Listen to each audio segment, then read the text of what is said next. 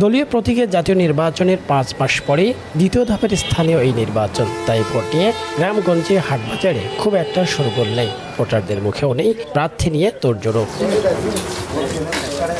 ১৭টি ইউনিয়নে গড়া দেশের বৃহৎ উপজেলা রংপুরের মিঠাপুকুর। এই উপজেলায় এবার চেয়ারম্যান পদে জেলা আওয়ামী লীগের সদস্য মোদাহার হোসেন মণ্ডল মাওলা, উপজেলা আওয়ামী লীগের সদস্য কামরুজ্জামান কামরু এবং স্বতন্ত্র থেকে ইশাক ফকির নির্বাচনে অংশ নিয়েছেন। এছাড়াও ভাইস চেয়ারম্যান ও সংরক্ষিত নারী চেয়ারম্যান পদে ২ জন করে প্রার্থী ভোট যুদ্ধে লড়ছেন।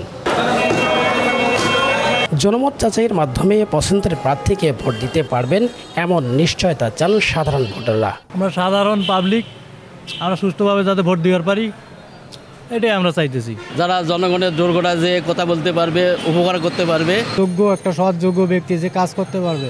স্থানীয় সাংসদের বিরুদ্ধে প্যানেল ঘোষণার অভিযোগ এনে প্রভাবমুক্ত নির্বাচনের পরিবেশ করার দাবি প্রার্থীদেরও।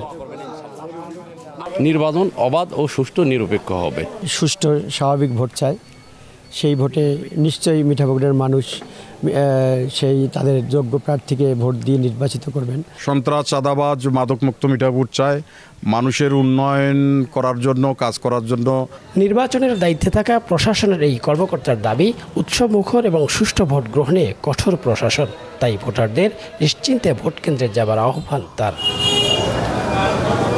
আসন্ন ভোটকে কেন্দ্র করে আমাদের রংপুর জেলা পুলিশের আইন শৃঙ্খলা পরিস্থিতি রক্ষার পাশাপাশি নির্বাচনের যে ভোট কেন্দ্রের নিরাপত্তা, অন্যান্য আনুষঙ্গিক যে বিষয়গুলো, সে বিষয়ে আমাদের সর্বাত্মক প্রস্তুতি রয়েছে। এই উপজেলায় ১৫৬ কেন্দ্রের ৪,৪৬,০০০ ভোটার তাদের ভোটাধিকার প্রয়োগ করবেন। রফিকুল ইসলাম, দেশ টিভি, রংপুর।